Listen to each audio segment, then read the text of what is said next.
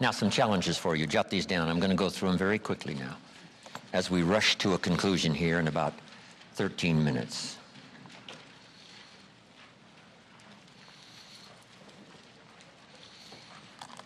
Here they are. You're going to have to write fast now. Here's number one. Review your performance, whether it's communication or whether it's activity or whether it's a CEO or whether it's on the job. Here's what my father said, a seminar in a sentence. I wish he was here to give it, but since he's not here, in his honor, I will give his seminar in a sentence. Here it is. Always do more than you get paid for to make an investment in your future. Now, some unions would argue with us on this, but that's my papa's seminar in a sentence. Always do more than you get paid for to make an investment in your future.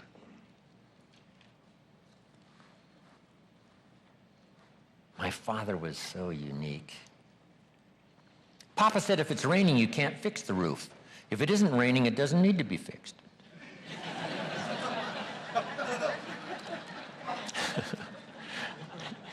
He was a grand old man. Wow, this guy. So review your performance, your language with your children. Just go over that and say, have I been too harsh and too strong, and too stubborn? Should I learn to be easier, mix more compassion with the tough stuff I have to deal with? Yes.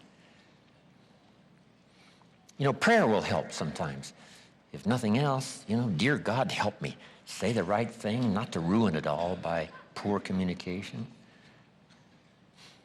Here's the next on my list. Face your fears. I don't know what challenges you might have in going over the stuff we've been going over in terms of amending your philosophy or going back and, redoing some stuff that you might have messed up. But face all your fears. That's how you conquer them. Don't dismiss them. Just face them. Say, here's what I'm afraid of. I wonder what I could do to change that. Here's the next one. Exercise your willpower to change direction. You don't have to keep doing what you've done the last 6 years if it's not yielding you the benefits you want. In the seminar I do for Jerry, my mentor helped me to review the last 6 years so I wouldn't repeat those errors the next 6. See, if you're a goose, you have no choice to do the next 6 like you did the last 6. But if you're not a goose, here's what you can do. Pick a new destination and start going that way. You say, well, I've done this for the last 2 years. I'll probably have to do it another 2. And the answer is no, not in a million years. Now, you can change one little degree at a time, or if you want to, you can revolutionize the whole thing. Who says you couldn't revolutionize the whole thing in a week's time and start a brand new direction that will most assuredly help you arrive in a brand new place a year from now, 3 years from now? No telling 5 years from now where you could arrive. Use your willpower to start the process. Just willpower to change a little or change a lot. Anybody can change. You don't have to repeat last year. Clean up the errors. Invest it now in the next year. Watch it make the difference. Here's the next one that's important. Parents have to do it.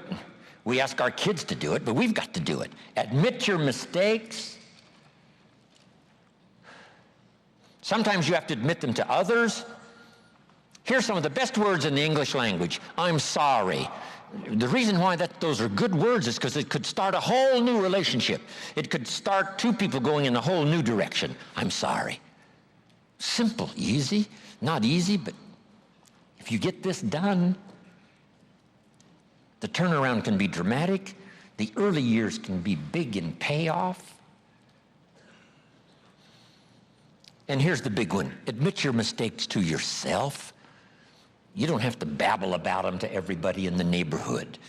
But it doesn't hurt to sit down and have a conversation with yourself and say, there's no use kidding myself. Here's where I really am. I've got pennies in my pocket and I got nothing in the bank. That's what I said after the Girl Scout left my door. I had a conversation with myself. And I said, I don't want this to happen anymore. Next, refine your goals.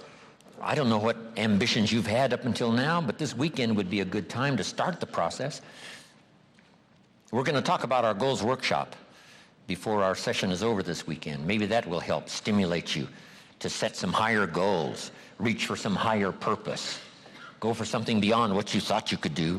By the time this weekend's over, you might double, triple, quadruple the amount of goals, purpose, all the things you think you can accomplish. You could multiply that by 10 by the time we finish here on Sunday. Here's the next one, believe in yourself. Yes, you got to believe in God, and you got to believe in the community, and you've got to believe in the possibilities. You've got to believe in the economy. You've got to believe that tomorrow can be better than today. But here's the big one, believe in yourself. There isn't a skill you can't learn. There isn't a discipline you can't try. There isn't a class you couldn't take. There isn't a book you couldn't read. If it's written in some other language, you just get it translated and read it. Here's the next one. Ask for wisdom. This is communication of the highest source. Ask for wisdom. Ask for wisdom that creates answers. Ask for the wisdom that creates faith to believe things are possible.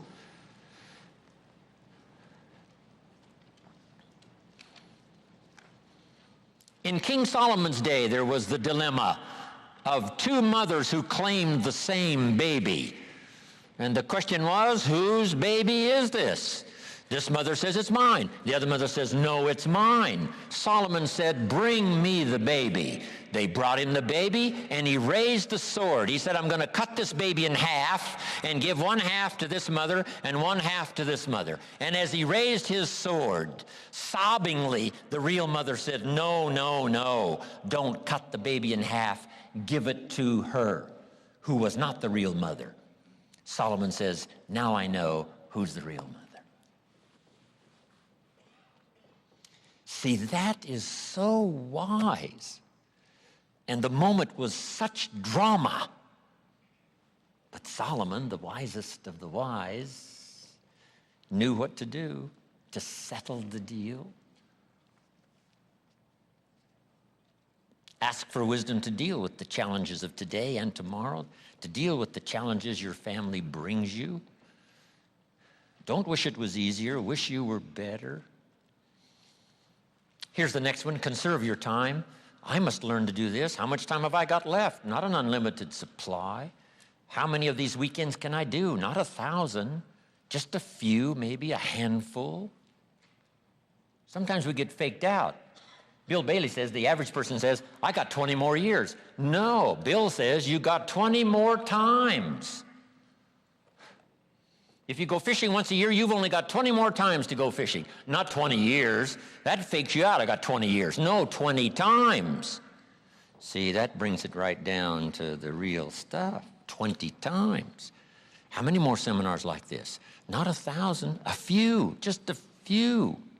So would I mumble and stumble? Would I give you less than my best when I've only got a few more to give? And the answer is no, of course not. If you're a person of some dignity and quality, you wouldn't let that happen. Next, invest your profits. We're going to talk now about this before the weekend is over on financial independence.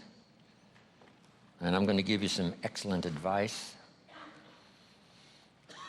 Here was one of the philosophies Mr. Shoaff gave me, along with Mary Kay. Here's what he said, profits are better than wages. Wages make you a living, profits make you a fortune. Mary Kay and I went for that. Wow.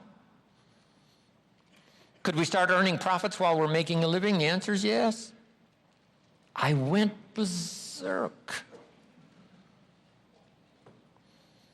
Here's one now, protect your family. These are troublesome times. Not that they haven't been troublesome times for 6,000 years. At school, troublesome times. I know a wonderful mother and a wonderful father who had two boys. In school, they went two different directions, and one became a model citizen and the other one went to jail. Wow. Protect your family as best you can from the hidden dangers, the lurking evil one. Here's the next one, live with intensity. You might as well turn it up a notch or two after this weekend. Why not? Invest more of you in whatever you do. Be a little stronger, be a little wiser, step up your vitality, contribution. Put everything you've got into everything you do, and then ask for more vitality and more strength and more vigor, more heart, more soul. Next, find your place. This one now is so important. If you just work on a job, find the best place where you can serve well. And sure enough, they'll ask you to occupy a better place. And if you keep doing the job well, the guy says, well, if I had a better job, I'd really pour it on. But I got this lousy job, so I just goof off. See, that's the philosophy of disaster. So you've got a lousy job. Do the very best you can. That's your best way out. Is not to do less than you could, but to do the best you can. With that philosophy, your life can take great leaps forward. Here's a Bible phrase that says, if you work on your gifts, they will make room for you. They'll make a place for you. Here's the next one. Demand integrity from yourself. You can't demand integrity from someone else. Integrity is like loyalty. You can't demand it of someone else. You can only demand it of yourself. Be the best example of loyalty, and you'll get some loyal followers. Be the best example of integrity, and you'll have people surround you that have integrity. Lead the way. Next, welcome the disciplines. Can't give you much better advice than that, because disciplines create the reality. Disciplines build bridges, build cities. Disciplines, a well-disciplined activity creates abundance, creates uniqueness, productivity. Next, fight for what's right.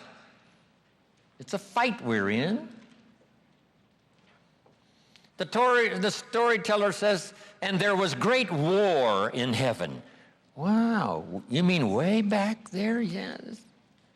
1/3 of the angels conspired. I asked Bill Bailey, how long do you suppose it took 1/3 of these angels to get together? Did they conduct meetings? I don't know. Bailey says the storyteller doesn't say. I said, then we're supposed to use our imagination. I don't know. It does say finally the great war occurred, and the 2/3 prevailed and the 1/3 lost. One of the writers of later scripture, here's what he said, I fought a good fight. See, that's extraordinary to be able to say. I fought for my kids, and I fought for what was right, and I fought for my good health, and I fought to protect my company, and I fought for a good career that would bless my family. I fought a good fight. It's good to fight. The encroachment. Opposites are in conflict, and we're in the middle. And if you want something valuable, you got to fight for it. Then this writer also said, not only have I fought a good fight, and I'll finish with this, and I got a much longer list, but maybe I can cover these at another time. He said, I fought a good fight, and I kept the faith. See, that's the deal. Keep faith with your family. Fight like crazy and keep faith. Fight the enemy and keep faith. Fight illness and keep faith. Fight the evil and keep faith. I can't give you much better advice. So thank you very much for your attention. I appreciate it.